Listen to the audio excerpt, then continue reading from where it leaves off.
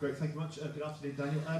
Can we take a check on the team news, please, first of all? I suppose specifically Daniel James, Anton Stack. I mean, where are they? What's been the prognosis for Daniel? Yes, good news with Anton since Sunday. He's back in team training and definitely also available for this game. So definitely good news with him. Sadly, on the other side, some disappointing news with Daniel James. His hamstring tendon is injured and he will be out sidelined. Depends a bit on if he needs even a surgery or not. So as it stands, it looks like we could do it in the conservative way, but even conservative way would mean that he will probably miss the next 8 weeks. So as it stands, we have to expect that he's out for 2 months at least. Could be worse with surgery, but we hope that it's just this 8 weeks or this 2 months. How disappointing is that? Because I know you've been so careful in trying to reintegrate him and bring him back into the first team. Yes, it's tough. Everyone knows how much I love Daniel James. He was a key player for me, more or less. Perhaps even a bit exaggerating if I say he was the first on the team sheet, but it was a bit like this. Started also the season, although he was missing the end of last season, also major parts of pre-season. Another injury right now, and he has fought so hard to be back in his best shape, and we were extra careful with him to bring him back into the starting lineup and gave him more and more minutes, and got the feeling, okay, right now Man City is right now the time that he is ready, physically ready to play also longer than just 30 minutes. And I also have to say he has worked so much in the last weeks to be back in his best shape. So he was so motivated. I've never seen him so disciplined in terms of preparation for the training, after the training, nutrition. He was on a top path to be back to his best, and of course also important for the upcoming weeks and important games. But yeah, sometimes you can't choose. It's of course he was a bit heartbroken when he got this assessment anyhow. But yeah, there are worse things in life, and you can also have worse injuries anyhow. So for that, it's more or less like, okay, I will allow him 1 or 2 days to be down and then to work hard in the rehab. We need him back as soon as possible and as quick as possible. But of course, it's not great news for us. Because he's such an important player in your squad, is it the sort of news that might force you to look at the market in January? Yes, it's still a while ago till we are there. I think in 4 weeks we also see a bit clearer how long it will then in the end last. But yeah, of course, if you have such an important player for us, we spoke about actually that we wanted to do even in the summer a bit more in the offense. And if then a key player is really out for such a long time, yeah, it of course influences also a bit your plan for January. But right now we're just fully focus and concentrate on the next weeks and next upcoming games, and we don't think too far ahead, at least not in the daily work with the team. At the weekend, you were incredibly forthright with your reactions to the goalkeeper going down, feigning injury, as you put it. And since then, lots of other Premier League managers have had their say on that. I don't know if you've had the chance to listen to what your peers have been saying in terms of their own experience, but what have you made of the reaction to what you said at the weekend?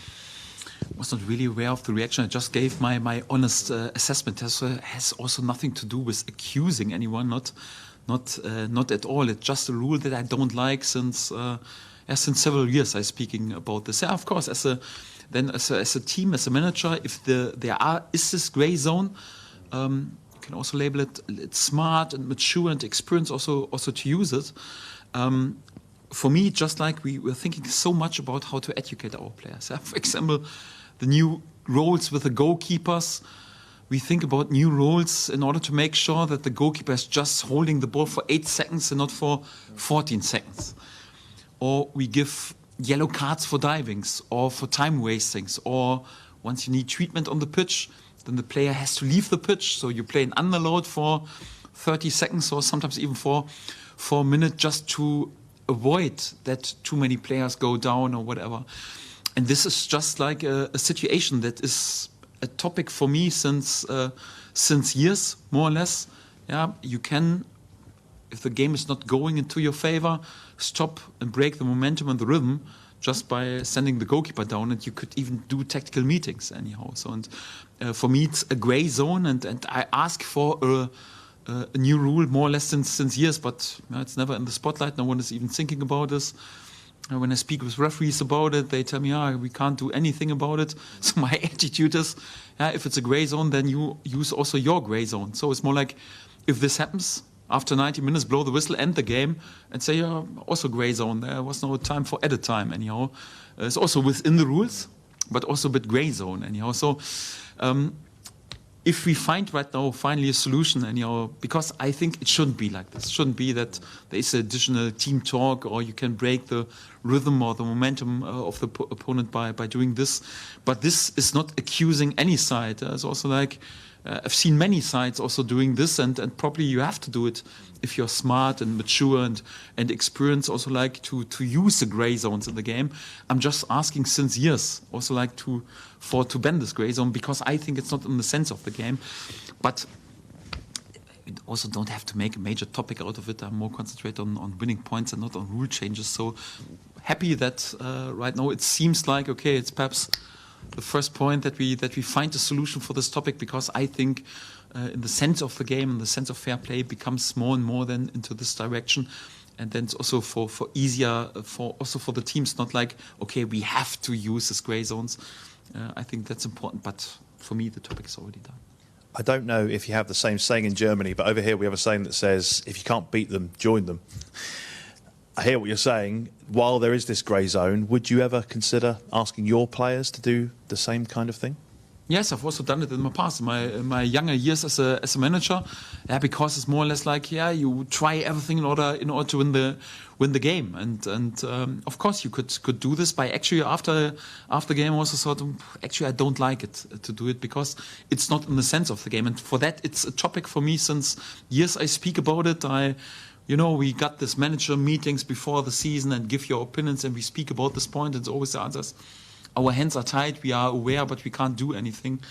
But again, so my focus is not like rule changes. I'm not in the board after the career as a manager and to change the rules. And my focus is my players. I rather would like to talk about football, about Leeds United, about how to win points against the top sides. But I think it's good that there is a discussion. Hi, Daniel. Could I just ask about Carl Darlow? It was Illan Meslier on the bench at the weekend. Was that just through team selection, or was there an injury or an illness there? No problems with his adductors. He missed team training the last three team trainings, was not able to travel with us, but it seems to be sorted. So I hope he's also available for this game. Was just the reason due to his small injury, minor adductor injury. So I think today he was back in training, so it'll be all right. How pleasing was it for you personally seeing how your players responded to what you asked of them at half-time at the Etihad at the weekend? Not for me personally, because I'm there to help the group, and it's never about when you do something as a manager then and it works. And obviously, so we had a really good second half. Then it's not like the manager deserves praise or should be in the spotlight. It's always the players, because it doesn't work like FIFA PlayStation. You just change the formation and everything works. So it's more like you have to prepare that the principles are right, the procession is right. It's more like you can have an idea as a manager, but more important is the execution on the pitch. And the execution of my players, how we wanted to approach the second half was excellent. And for that, not important for myself and not happy for myself. I'm just happy for the players that we played such a good second half. Of course, heartbreaking that Phil Foden then, with a moment of magic, was able to win the game for them. But the players can take lots of confidence and also pride out of this game. They did really well in the second half. Enzo Maresca has said today that your shape in the second half and how impressive your side were means he's not sure how you're going to line up actually when you face each other tomorrow night. How much of a benefit is that for you, that it's cast a little bit of doubt maybe in the opposition's mind? I'm never married to base formations, not during my whole life. I was always addicted to principles, how I want to play football. But I think against different opponents, you have to adapt a bit sometimes in order to bring the principles on the pitch. And one possibility is to do it also in changing the base formation. And I've done this quite a lot. Sometimes also a bit unnoticed during the game. We've also played with two strikers, 4-4-2, 4-2-3-1. 3-5-2 during the game, but of course the difference between the first and the second half was in this game, of course, very evident, and for that it was even a bit more in the spotlight. I think it depends always on the situation where you are in. Once you are a manager and a coach of a team who is dominating the league, I would always strongly recommend don't change too much just to prove that you're such a tactical genius or whatever. If you have a look on the top teams who win the titles, Bayern Munich, always same base formation. Liverpool last season, always same base formation. Real Madrid, Barcelona, always same base formation. Top four right now, Arsenal, Chelsea, obviously Man City, Aston Villa, always the same base formation. Yeah, different players due to rotation, sometimes also a bit different setup, but always the same base formation.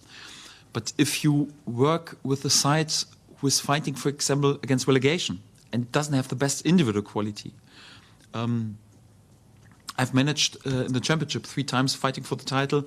I stick pretty much to the same base formation, just in the moments when we need to change something, when we're losing position, so all 7 or 8 games it happens, then if you fight for the title, then we have changed to a 3-5-2. But not for the sake of it, not like to prove what a tactical genius you're about, and then you speak afterwards and celebrate you as a manager. You have to do it always when it helps your team, it helps your players. And for example, in Germany, I overtook 3 times a team who was struggling against relegation. And then I've done it quite often to change between 4-man formation, 3-man formation, because in this moments you have to mirror the opponent a bit more. You have to take the strengths a bit more instead of, okay, you just can focus on your own game. So it always depends a bit on in which position you are. So, for example, last season we quite rarely changed it because we won 100 points. And won many, many games, yeah. But if you play the best sides who have better individual quality, you have to surprise sometimes also by changing it, also during the game. You have to mirror them sometimes to take their strength away. And for that, it was always an option also for us to play in 3-man formation. So, but for me, it's also like not the secret, oh, Man City, you travel there, you play 1-against-1 at the Etihad, you play 3-5-2 and you win it.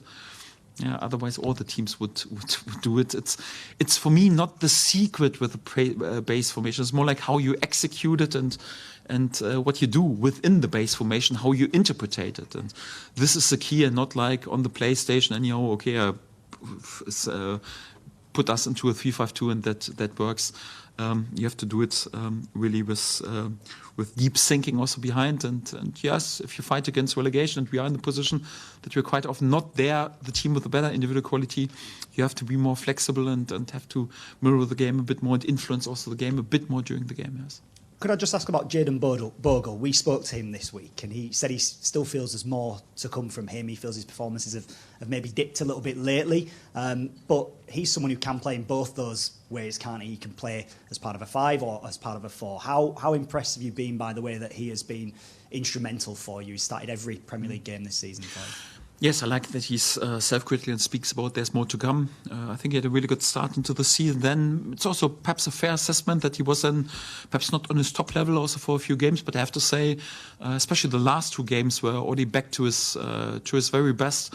Of course, it's not that easy for us on this level that he scores goals and assists like we did, for example, on championship level. But Jadon is also a key player for us, and I know he can play as a fullback, he can play as a wingback, perhaps even as a winger sometimes. So he's an important player, fantastic character, also well loved within the dressing room, and he proves more and more why we wanted to sign him last season.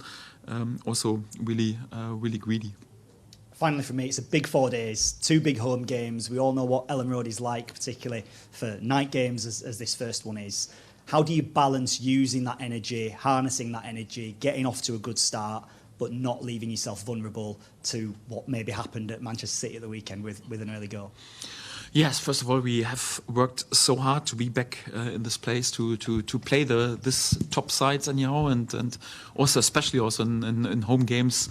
Yeah, under the floodlight can't be much better. It's perfect, and yes, I don't want to level the energy anyhow. So our level of energy can go through the roof, no problem at all. It's just important that on the pitch we don't lose the focus and the nerves, and we always need a good balance, because it won't be the key that we just will overrun Chelsea or Liverpool or whatever. So we always need also good structure and good organization, and not just. It's more like the big fighting will, and you go for it. Of course, we want to be brave and confident, and especially in home games. If I'm really honest, I'm struggling a bit in the last 14 months to find one home game where we were there with a poor performance. Yeah, we had in the last 14 months 2 losses against recently against Aston Villa and also against Tottenham. But the feeling was even against these 2 sides we were the better side. So we know that especially at home we are more than competitive, and we can be dangerous for each and every team, even for teams like Chelsea or then also Liverpool. And of course we need a top performance against the top sides. We need physically to go again over the line. It's crucial, but also important not to lose the nerves, to stay focused, to stay tidy on the ball, to stay concentrated, focus on our structure. Good balance on the pitch is needed, but if the level of energy from our supporters or inside the stadium goes through the roof, I can live with it, no problem. Daniel, what kind of challenge and threats are you expecting from Chelsea? Yes, one of the best sides in this country and also in whole Europe. And if you're one of the best sides in Europe, then you're also one of the best sides in the world. So they won the title in the summer, not out of coincidence, against the best teams in the world. They are unbeaten since a pretty long while. I would say even with 10 men against Arsenal, a pretty impressive performance. I wouldn't say that they were the worst side even this game, although Arsenal are the league leaders. Top side, top individual quality. Enzo's doing a fantastic job. He has many top players. Anyhow, can also rotate, of course, if needed when there's lots of load. So we expect one of the toughest opponents that you can have. But especially at Elland Road, we never play with fear. We always play with confidence. We play with respect. Yes, but we know that if we have our best possible day and we make out of this game a tight game, then we have also the chance to win points. And this is what we want. We want not just to deliver good performance, especially in the second half against City, like in major periods in the last home game. We also want to win as many points as possible, and this is what we play for. And it is important, isn't it, to follow up that second half at Manchester City and carry it on as you begin the game tomorrow night against Chelsea, isn't it? Yes, but it will be also a different game, different type of players, and they are also prepared for this game. So different challenge, but for us it's important to reach our top level in performance again, and not to start a bit sloppy or a bit less focused, not to concede early if somehow possible, and don't to allow chances out of a corner kick, for example. So against this top side, you have to be switched on in this moments. But if you can repeat more or less also the same belief and the same energy and also the same approach from the second half. Doesn't have to do anything with the base formation, but more like that we take the game in our own hands, that we play proactive, that we have good passing angles to bypass the pressing, that we're brave to play aggressive football. This is what we always want. So sometimes there's also an opponent, and it's not that easy to play always that dominant. We can't play each and every opponent out of the park, not yet, hopefully in a few years, once we're an established side. But in our first year back in the top level, it's not possible. But we will go for it. We go in each and every game for it. And on the other hand, we also have to make sure that, again, I will insist on it, that we defend our goal well and make sure that we don't concede too many goals, because this is also a key point to return back to our clean sheet and our best possible defensive behaviour.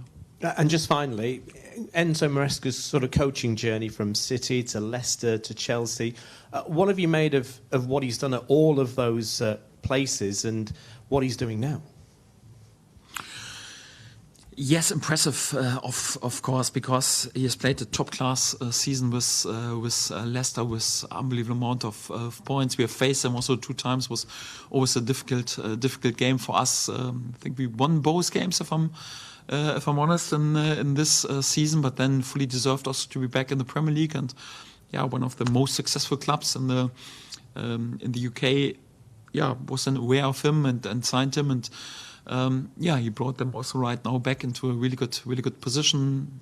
Won the title in the summer. Right now are competitive. I'm pretty sure they will also have a good chance to fight till the end for the title, because they have the resources, they have the potential just from the squad, and Enzo is orchestrating this, and for that lots of credit has to go into his direction. Yes. Thank you. Graham? Hi Daniel. Sebastian's obviously had quite a frustrating start to life here. He's had his fair share of injuries, or probably more than his fair share of injuries in the past. How's he doing now, and how much of a consideration was that when you signed him?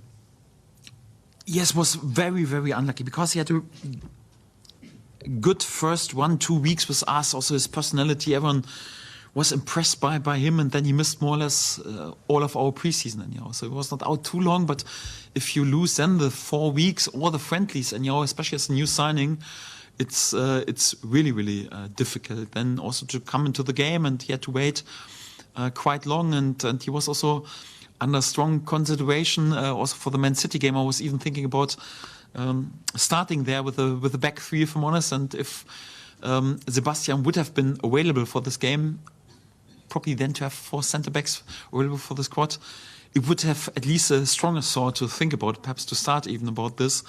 Was very unlucky for him, because also in the weeks in between, he has trained a lot to be in his best possible shape again. So I would say that especially the last 2 weeks before Man City was quite impressive, and had a good chance also to be involved in this game, not just in the squad, but also his first minutes then more or less on the pitch. And but very unlucky with this hit against his MCL in training, that he missed then more or less a few training sessions. But good news, he's back on the pitch, and if nothing major happens, then he's also a topic then also for the squad tomorrow. And of course, individually for him, of course, a tough start, but he has also such a strong personality. He never complains about anything, and of course he would prefer to play more football, of course, but he's always professional, except also his challenge and trains focus, and this is how you have to act as a professional. So he was even the vice captain for Wolfsburg, pretty experienced on Bundesliga level with more than 100 caps, and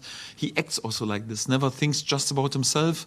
Is also like concentrating on preparing himself to when he gets a chance, and I'm pretty sure that when he gets a nod and he gets then the chance to be on the pitch, that he is then also prepared to grab it with both arms, and this is how it works in professional football. Unlucky for him, but he is still an important signing for us. I know it wasn't like a traditional 2-man striker thing you had going on in the second half, but it was kind of 2 up top. With Dominic and Lucas, how do you work on combinations for those two, and how do they get a chance to develop a partnership for situations like that? Because a lot of times in football in recent years you don't see a top 2. Yes, that's right. I've played in a generation where you more or less always have played in a 4-4-2 with two strikers. I've grown up more or less with this. I've also played it in the past, and I quite like it also sometimes to have two top. This is why whenever we were chasing the game, even last season, we changed more or less to a 3-5-2, because I like then also 2 target players who can work with each other up front, but not like in a traditional way that they're just waiting in the box for crosses. This is not enough nowadays. You have to develop also if you go for such a system. So, for example, they started more or less 2 up top, but if you also analyze the game, it was quite often that one of them dropped a bit more into the pocket, and we just had 1 target player. But if you work close together and have an understanding, then you can also work with each other and work with counter movements and with blocking each other. And this is why on the training pitch, we have also quite often training sessions when we work with 2 strikers, and also played then with Lucas and Dominic, for example, also in teams that they always get understanding, but also sometimes with Joel Pirot and with Noah, who can also play this role, so that they have an understanding how to move once we play with 2 strikers, but also get understanding for each and every possible partner. So it's every partner has also played together then with Noah, for example, or with Harry Gray once he's with us in training, or with Joel Pirot. Of course, you can't focus it that much in each and every training session anyhow, but it's definitely something we also prepare for, and yes, we try to prepare for many things. It's sometimes exhausting for the players, I know, sometimes many tactical meetings, but they're professional football players, and for me nowadays it's not just come in 90 minutes training and that's it. Sometimes you have to listen also what we speak about, and this is what we're trying to do to find a good balance without overloading them. Hi, Daniel. Hi. I know your players will always have belief about staying up, but in terms of short-term confidence, and given the previous away performances before Man City, could Saturday's game, or in particularly second half, be sort of like a turning point confidence-wise for your players? Not a turning point, but overall, I would say each and every good performance is also good for the mood and good for the confidence and good for the belief. But you could also tell that straight after the game we were disappointed, and initially they were speaking about how can we manage the game a bit better to win this game or at least to draw it. And I quite like it because I want to be self-critical if you don't win the game. But on the other hand, you could also see and feel that in terms of belief and spirit and mood, it was very beneficial. There is no replacement for winning feelings. There is no replacement for good performances.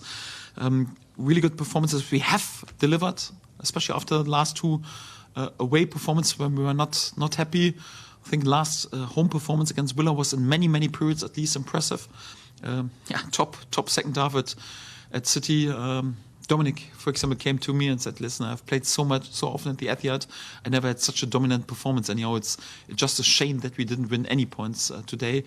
But the mood was good. The confidence is there, and the belief is there. The belief will always be there. But right now, we are not just playing for warm words and compliments. We also want to turn this into points. And yes, it's not a guarantee that we will do this against a top side like Chelsea. But yes, mood-wise and for the confidence, it was very beneficial. Yes. Sure. You mentioned before there that you were considering playing a back three if Seb was available. When you do consider your formations, consider whether to start a back three, do you always need a centre-back on the bench, or is there a scenario where you potentially could start a back three without one on the bench? Yes, everything is allowed, and of course you could. That's for sure. But of course, it's beneficial when you do it more or less for the first time. That you have also an option, because it's not that often that a centre back has to be substituted. Yeah, it's more like the position on the pitch who runs covers just the lowest distance anyhow. So it's not too exhausting for the body, but for the head it's exhausting. But if you play three, then you also have to shift a bit more, and there is then of course, because you have three on the pitch, a bit more the danger that you have to substitute someone, and if you then don't have an expert there, it's always a bit tricky. But yeah, there are also other solutions. Sometimes you have to move a fullback then to the solution. It's always beneficial to have at least one centre back as an option there. But of course, I wouldn't rule it completely out, because then sometimes even the fullback could play this role, although it's perhaps not ideal or not perfect. Yes. Hi, Daniel. You're obviously well aware of the impact of the crowd for both these games on Wednesday and Saturday. So when you're picking your team and devising your team sheet, how conscious are you of the effect your team sheet will have on the crowd, especially in those first 5-10 minutes? Does that come into your thinking, or is it you have to block that entirely out in terms of how it's going to flow the game? No, because in general, I think I know how our supporters are. They are always also fair, and if someone delivers a top performance, then he also gets standing ovation. And if he doesn't deliver anyhow, then yes, also they are not happy. I've also, for example, we speak about, for example, Brent Aronson, who didn't have the easiest start back to life when he came back after his loan, and that's also understandable and also acceptable. It's all okay. But I've also seen many games, when I think about the home games, West Ham, or the home game before when he was man of the match, scored the goal. He was then there with standing ovation when we substitute him. I think it all depends on the performance and also like the workload that you show. I don't think that any one of our supporters will just punish a player because they just don't like him. So if they see there is hard work and we perform well as a team and he performs as a player, then he gets also lots of credit. And for that, I'm not just like in my team selection, I want a good mood for the first 2 minutes because perhaps all the first favorites, team favorites on the pitch, and then doesn't work, then we also will get flat. I always play a team where I think, okay, this is the best team for this game. Otherwise, it would be also unfair. And if they deliver, if they show heart and passion and hard work, anyhow, then I'm also quite sure that our supporters will honorate this and support this anyhow. And for that, it's more like my team selection, what is the best for the team, and this is quite important. Gabby has probably pound for pound been one of the better players over the course of 13 games we've had, is it? And Noah, in an attacking sense, has proven he can beat a man. So changing him out on Saturday, quite a bold decision. I know you'd obviously publicly criticised the left flank and clearly reacted to that with those decisions. So how did they react to that decision? And was it as simple as you changing the personnel, or did you have to think more deeply about how you shore up that left flank? No, of course, it's not just the personnel. We always think about what is necessary, but sometimes it's also important, like, not to hide behind the facts. We have conceded all the goals before over the left flank, and then, of course, you focus this flank a bit more than perhaps the right flank where they were safe. It's also fair to say. So it's you don't always have to search for excuses too much, and sometimes it's also important to face the truth quite open.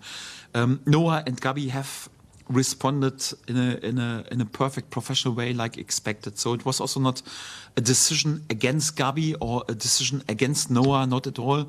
It was just a decision for James Justin, who was quite impressive also in training.